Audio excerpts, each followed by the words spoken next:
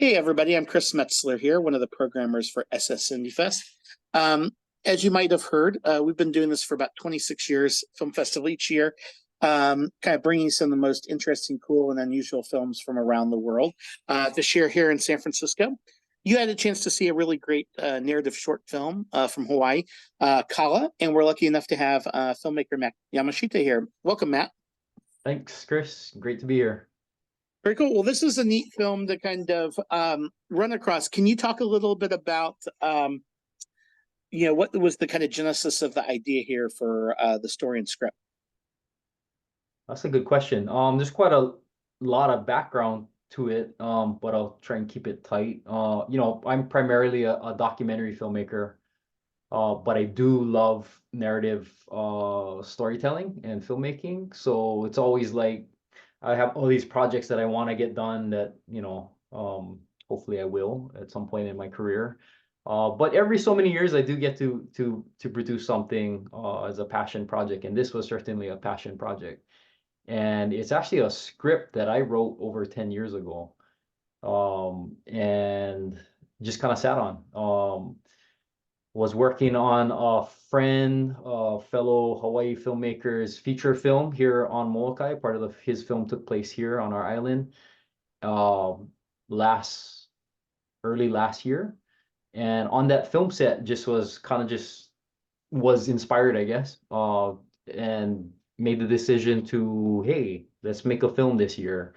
And picked up the old script, did a rewrite, pulled my producer friend Mikiala Pescaya on board to help me figure out how to make it happen, and we went for it. And at core, the story is close to home because it is a story about the impacts of addiction on families, and specifically on the two brothers in this story. But something we see a lot, sadly, here in Hawaii, in our small community. Not that it's a universal thing, right? I mean, every community, every society deals with these things. But here on Molokai, in our small community, we know everyone so well that oftentimes these kinds of things are, we have a little bit more awareness, I think, when it's affecting families. So that's what, the story idea itself was born out of, I guess, my desire to take a deeper dive into looking at not so much the negative impacts of addiction, but how we can heal from addiction, how we can bring our families back together after they've been torn apart. Um, and the other thing is, I grew up here on Molokai, and I am an avid fisherman.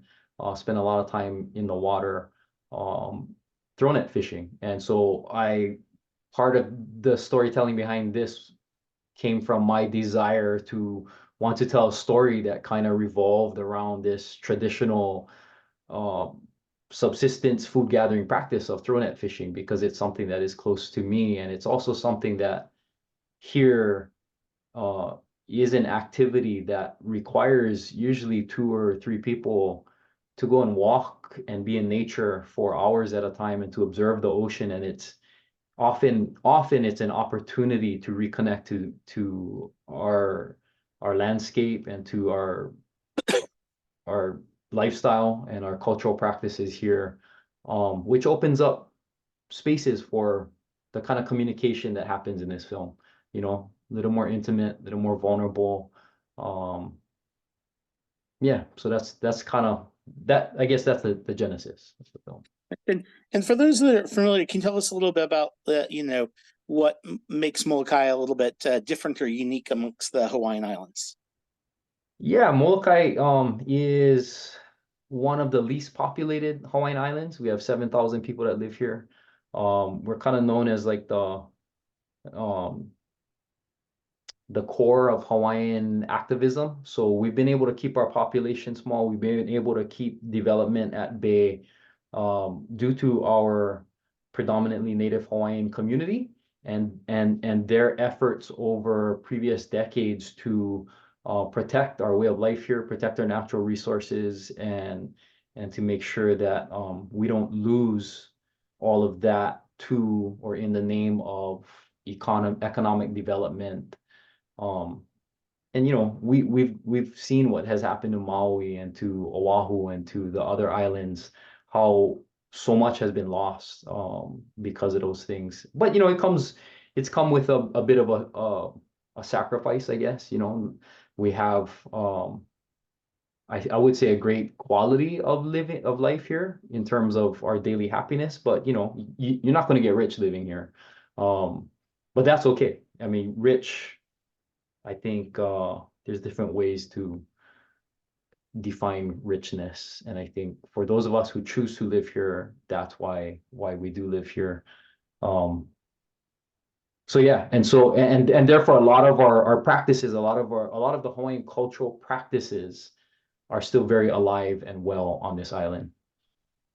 And as you kind of went in to make a film, whether it be kind of crewing up or casting, how did you kind of approach that? And was this kind of were people from different islands, and where sometimes you hear about like indie film shoots, like, okay, people are shooting on the weekends. Like, what was the kind of production process like, and how did that kind of influence the way that you made the film?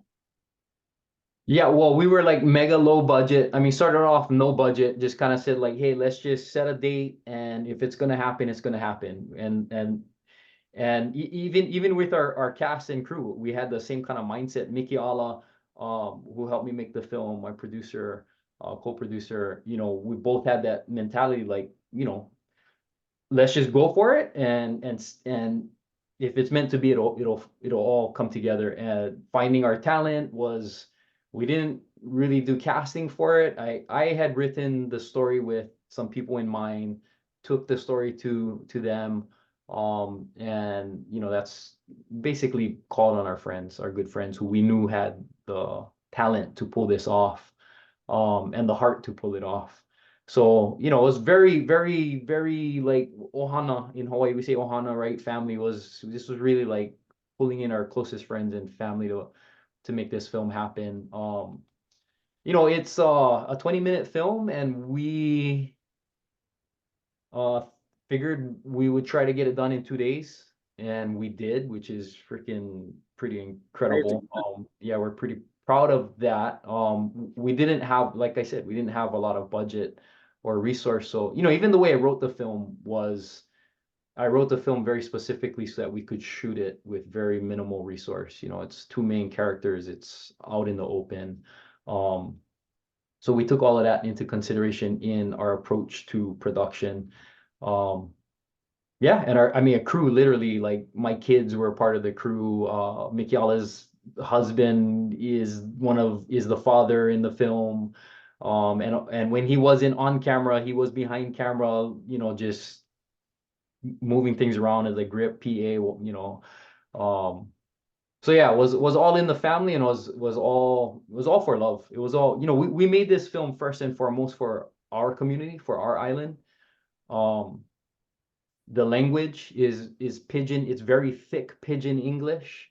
We wanted to do a film that really was genuine and kind of honored that local slang or dialect, whatever you want to call it. And we didn't want to put subtitles. We're like, hey, if people get this, they get it. If they don't, they don't. You know, we wanted it to be genuine and real to the way that we live and the way that life on Molokai is. So. Guys, and you mentioned that you're predominantly a documentary filmmaker. How did your kind of your kind of your practice making documentaries, how did that kind of influence the way that you made a narrative fiction film? Yeah, that's a good question. I think all my years as a documentary filmmaker, you know, small crew, low budget documentary films mostly, um, has given me the skill set, I guess, to be able to move quickly through shot selection and scenes. So I think that's why we were able to get this story done in 2 days, you know. Not feeling like we had, I mean, I didn't put together a shot list or a storyboard. We just kind of went into each scene almost with that documentary kind of mindset of like, okay, here's the scene, let's get the coverage we need to make this happen and move on, right? Hmm. Um, So yeah, as far as our approach technically, or in terms of like directorially, in terms of shot selection and coverage of scenes, for sure the documentary filmmaking, I think, had a big influence on how we move through it. Nice. Well, congratulations on the film. It was really neat to see, and just excited to share it here in San Francisco Bay Area. Thanks again, Matt. Thanks, Chris. Appreciate it, man. It's definitely.